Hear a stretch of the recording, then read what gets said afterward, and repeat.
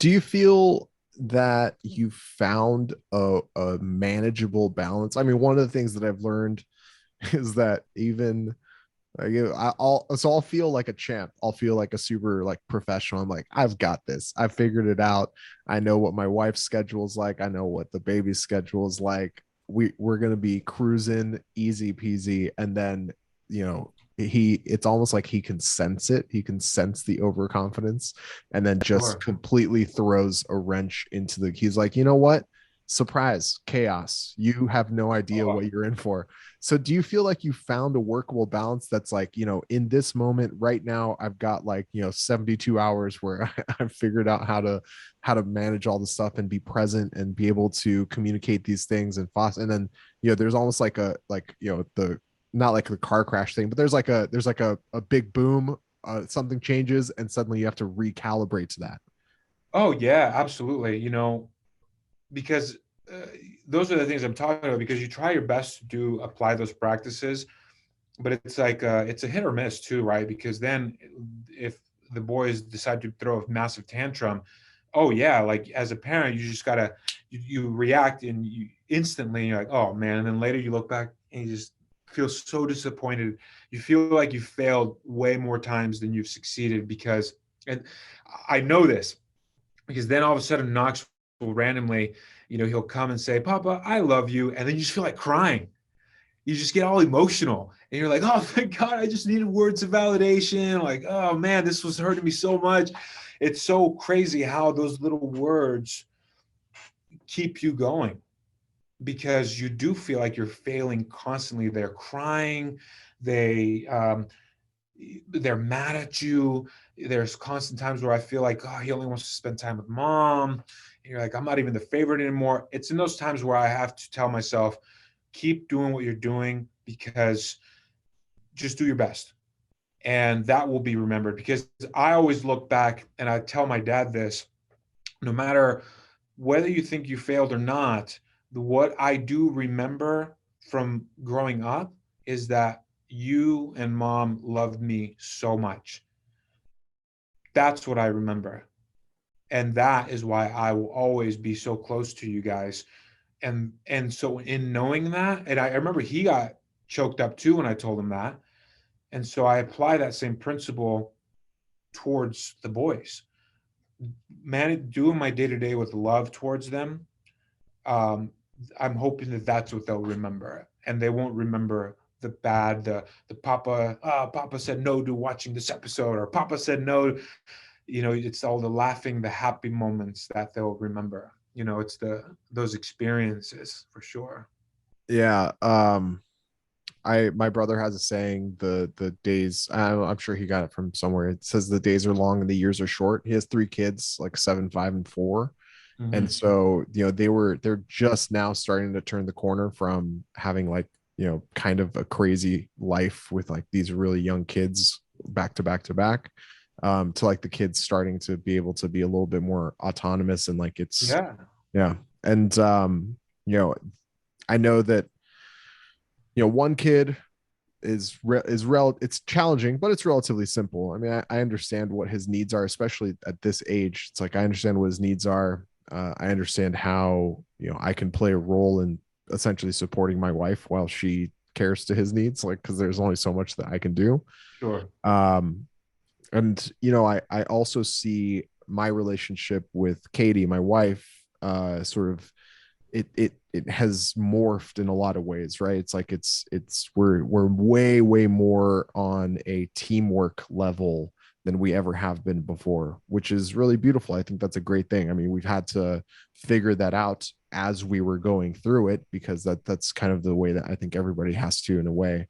But your relationship with Miranda, I'm curious, how do you sort of like water that plant, with so many things going on? You've got the business, you've got the kids, you've got another one on the way. Like, how are you making sure that that relationship is still, you know, growing and being nurtured and, Sure. being sort of set up for success in the future?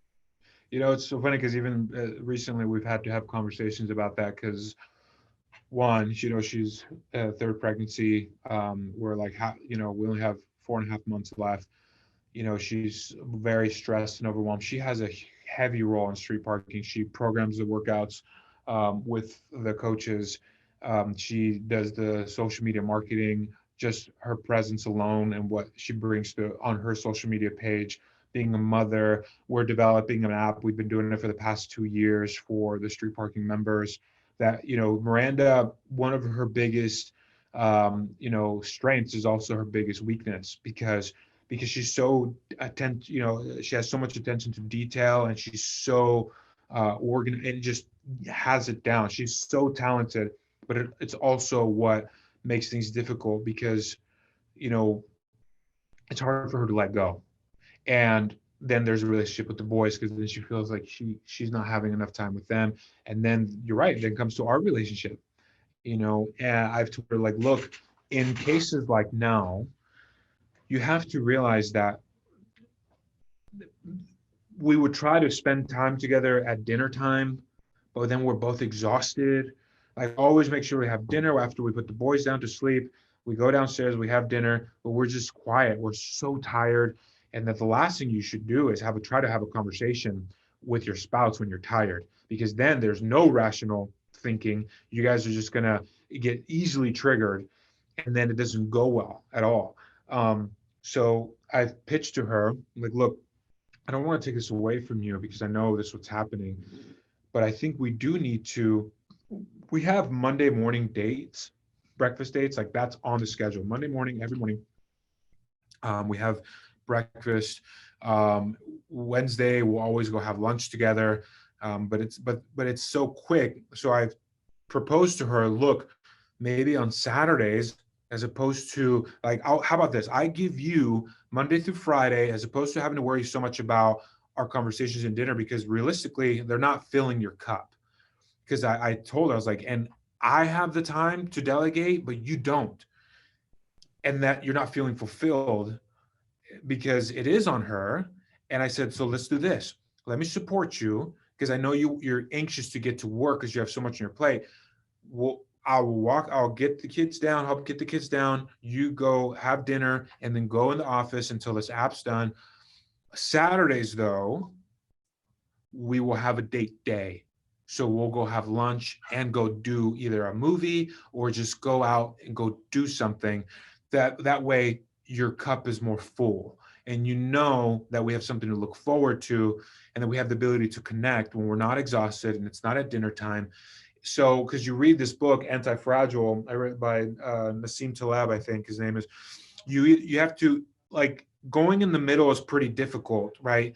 Because you never really feel fulfilled. You either have to go one extreme or don't in certain situations, not all. But in this one, I said, look, why don't we just go 100% focus on time for ourselves on Saturday and we'll do this? And she's like, okay, sounds good.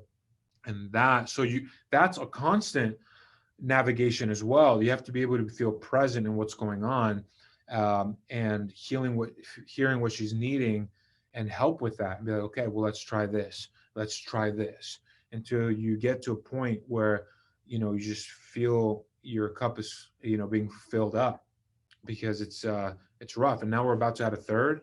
Oh man, it's good. Yeah. That's I'm a huge fan of Taleb, by the way. I mean, I haven't set up a bookshelf or anything in my office. I actually moved all my books into our living room or our dining room. So yeah, the entire set, his entire Incerto is like on those shelves over there. So I'm a huge fan. And I love that barbell model. I use that. Exactly. There it is. That's the barbell model. Yeah. I explain, I try and explain a lot of different things to people with the barbell model, that the middle is the dangerous ground, for a lot of different behavior.